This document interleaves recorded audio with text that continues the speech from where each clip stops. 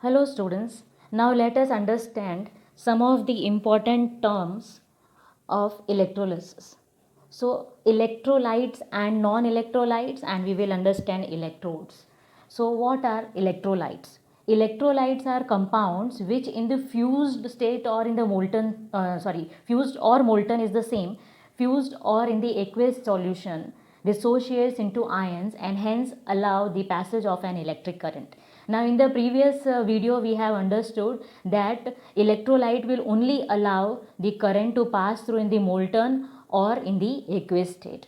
Now electrolytes are of here two types, strong electrolyte and weak electrolyte, right? And electrolytes and non-electrolytes over here. So we will understand right now the strong electrolyte and weak electrolyte and the difference between these two.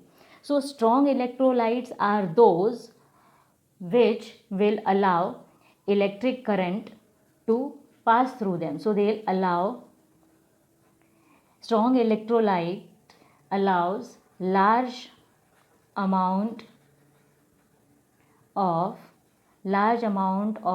electricity to flow through them.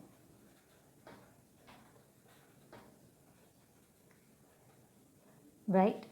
And here they will allow weak electrolyte allows small amount of electricity to flow through them.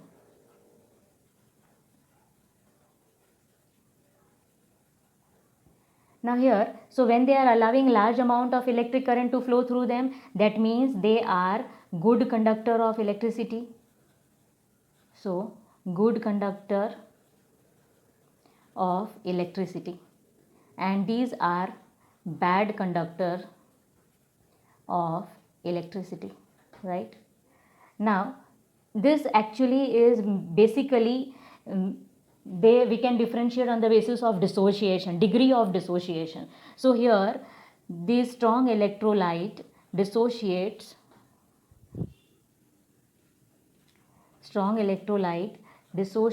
almost completely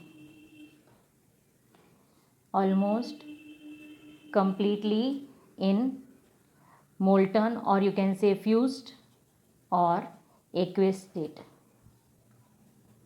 So here I will say here degree of dissociation is above 30%, right? They'll dissociate. Suppose we are taking 100 molecules of say sodium chloride, so it will more than 30 molecules will break down, okay?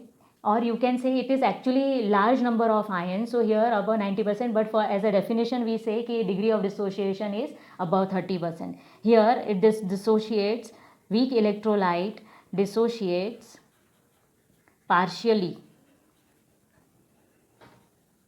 in molten and aqueous state, and here the degree of dissociation is below 30%, right? So this is completely based on the degree of dissociation. Now what type of particles are present in this? So particles present in this are only ions, we will say only ions, because large number of ions are formed, large number of molecules will break down into ions, degree of dissociation is very high. Here the particles present will be ions as well as molecules, Now because the degree of dissociation is very less, so very few ions, less than 30%, will break down, so large number of molecules and less number of ions are present, right? And if bulb is connected, it will glow very brightly, so bulb glows brightly.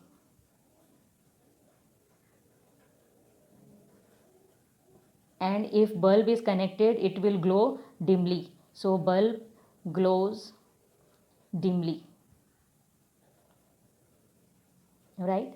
Now the examples of strong electrolyte and weak electrolyte. So here if we talk about examples, so here all strong acid and strong base, okay, and the salts made up of strong acid and strong base are strong electrolytes. So suppose dilute HCl, dilute HNO3, dilute sulfuric acid, all these are strong electrolyte.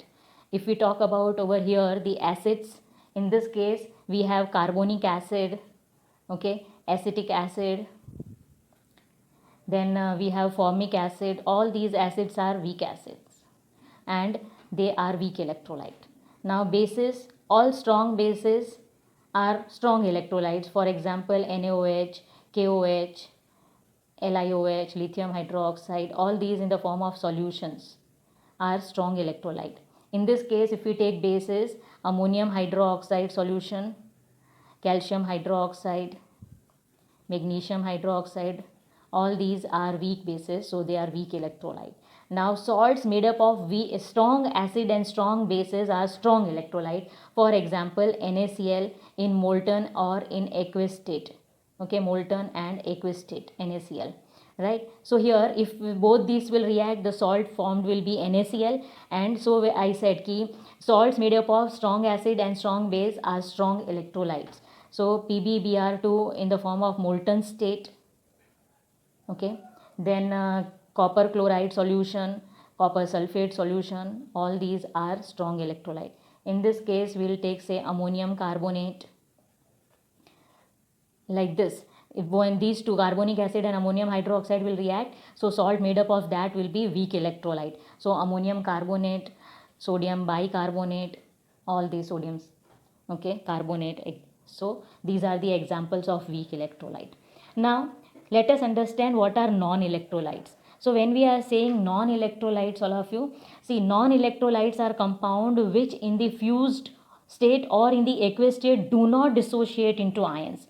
They will not break down into ions, so we will say they do not dissociate into ions. So what type of particles are present in this? Particles are molecules only molecules, right? So they will not break down, so only molecules. The examples over here are distilled water, we can say petrol, all organic compounds, benzene, alcohol, sugar solution, etc. So all these will not dissociate when you pass electric current, and they will remain in the molecular form. So those are known as non-electrolyte. Now let us understand electrodes. Electrodes are nothing but the conducting poles of a metal or graphite immersed in the electrolyte through which the current enters and leaves the electrolytic cell. The two conducting poles, the two rods, we can say metallic rod and it could be graphite rod, okay. So here anode and cathode, let us understand the difference. In this electrode, it is connected to the positive terminal of the battery. This electrode is connected to the positive terminal of the battery.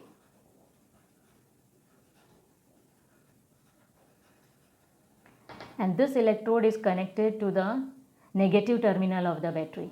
So it is connected to the negative terminal of the battery.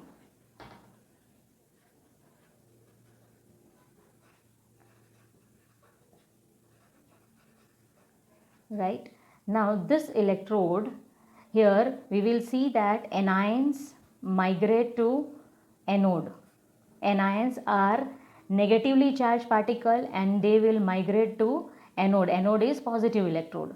And here cations are positively charged particles, so cations will migrate to cathode. Cathode is negative electrode, so opposite charge will attract. Then we have here, it is an oxidizing electrode. It is an oxidizing electrode, we will say, because oxidation takes place. Oxidizing electrode. And this is reducing electrode. So it is a reducing electrode where reduction takes place, okay, electrode. Now here, what is oxidation? Okay, so oxidation is loss of electron. Okay, so you remember oil rig, oxidation is loss of electron. And here what is reduction? Reduction is always gain of electron. So here reduction is gain of electrons. and remember Rig. Rig means reduction is gain of electron. So it is an oxidizing electrode where oxidation takes place, okay, and here reduction takes place, right? Now comparison between metallic and electrolytic conduction. So metallic conductors and electrolytic conductors. This is actually the difference between conductors and electrolytes. So here we have taken example as copper wire. Copper wire is a metallic conductor and copper sulfate solution is an electrolytic conductor. So here let us study the difference between them. Here metals are good conductor of electricity. See, metals are good conductor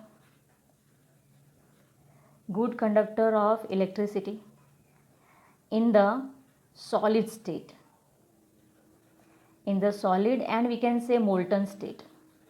Solid and molten state, they will conduct electricity. For example, copper wire.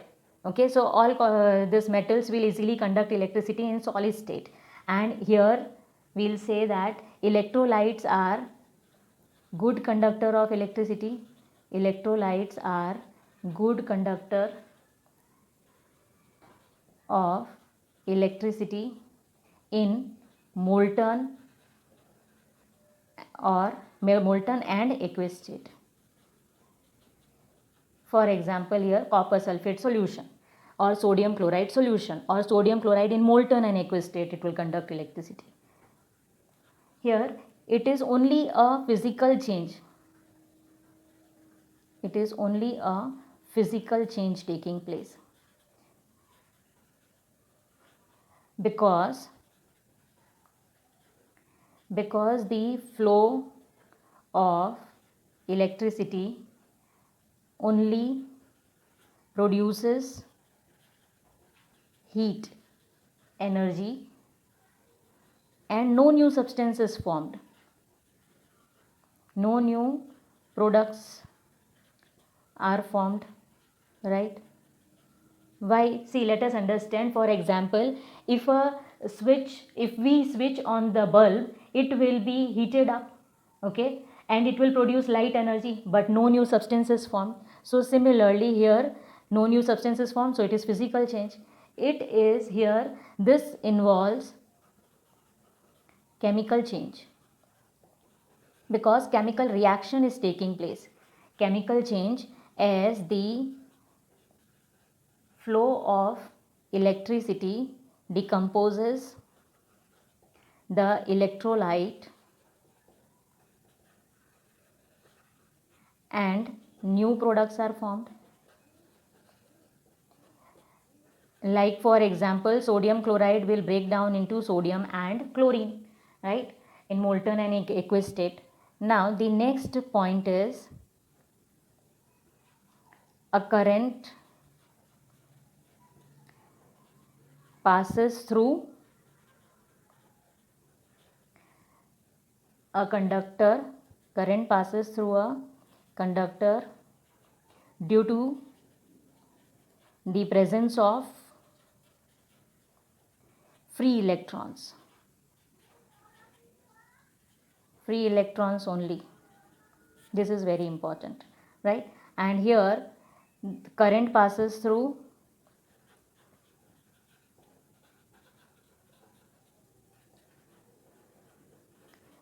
an electrolyte due to the presence of ions.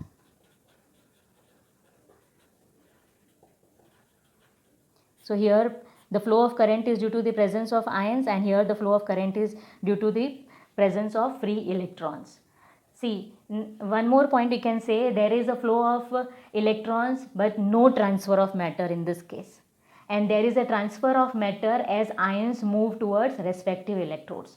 So this three important point in solid state, here it is in molten and aqueous state. This is a physical change, here it is chemical change, and here flow of current is because of free electrons and flow of current is because of the presence of ions.